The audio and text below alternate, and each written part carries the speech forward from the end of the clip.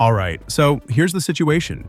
In just a few days, Samsung walks onto that stage, says a few dramatic words, dims the lights, and introduces the next generation of Galaxy phones. But before that happens, we've got one last look at everything the internet thinks it knows about the Galaxy S26 lineup.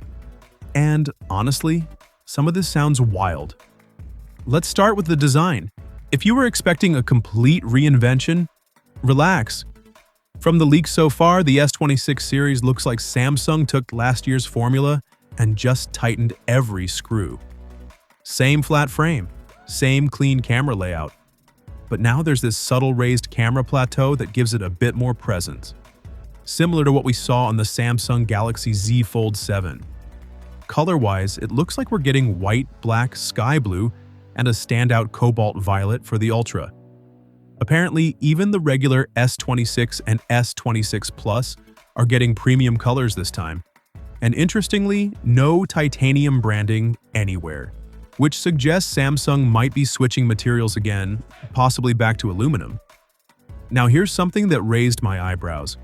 The base S26 is rumored to weigh just 137 grams. That would make it lighter than the iPhone 13 mini. If that's true, that's not just impressive. That's ridiculous. I'll believe it when I hold it. Display is where things start getting spicy.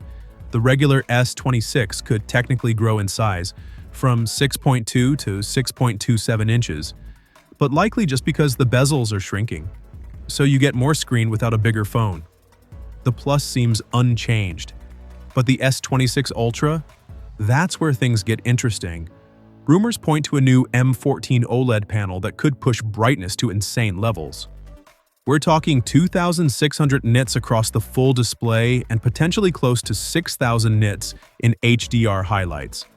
That's proper squinting outdoors at noon territory. And then there's the feature that genuinely sounds futuristic, a built-in privacy screen. Samsung apparently calls it Flex Magic Pixel. Instead of sticking on one of those awkward matte screen protectors, the display itself can selectively hide parts of your screen from side angles. Even better, you might be able to apply it only to specific areas, like just your notifications, or just your banking app. That's the kind of feature that once you use it, you probably can't go back. Performance is almost guaranteed to be a monster. All models are expected to run the new Snapdragon 8 Gen 5, likely the 4 Galaxy version with slightly higher clocks. In some regions, Samsung may ship the Exynos 2600 instead. Either way, we're looking at 12 gigabytes of RAM as the new standard across the lineup. And finally, the base storage could jump to 256 gigabytes. No more 128 gigabytes in 2026. It's about time. Now cameras. The S26 and S26 Plus are expected to keep the same setup as last year, which isn't bad, just not groundbreaking. The Ultra, though, might tweak things in interesting ways. The 200-megapixel main sensor, likely still Samsung's ISOCELL HP2, could get a much wider f1.4 aperture. That means more light, better low-light shots, and stronger natural background blur.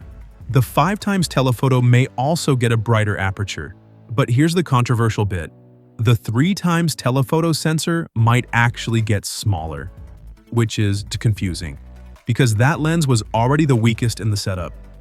If true, Samsung is probably leaning harder on digital crop from the main sensor instead. Video could see a major upgrade too.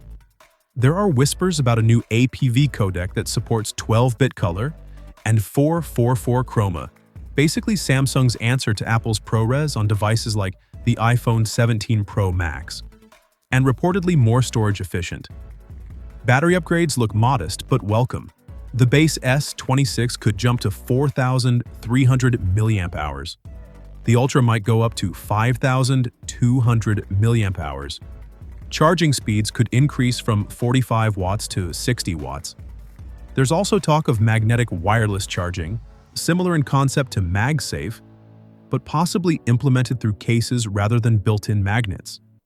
And yes, satellite emergency connectivity may finally arrive, which is one of those features you hope you never use, but would be very glad to have. As for pricing, leaks suggest Samsung might hold steady. If that happens, we're likely looking at $799 for the base S26, $999 for the Plus, and $1,299 for the Ultra, but this time starting at 256 gigabytes. Now, obviously, and I have to say this, none of this is official yet. These are leaks. Some will be accurate, some will be completely wrong. That's part of the fun. But here's the thing, if even half of these upgrades land, the brighter display, the built-in privacy mode, the performance jump with Snapdragon 8 Gen 5, or Exynos 2600, the battery bump, the S26 Ultra could quietly become one of the most complete Android phones we've ever seen. And in just a few days, we'll know.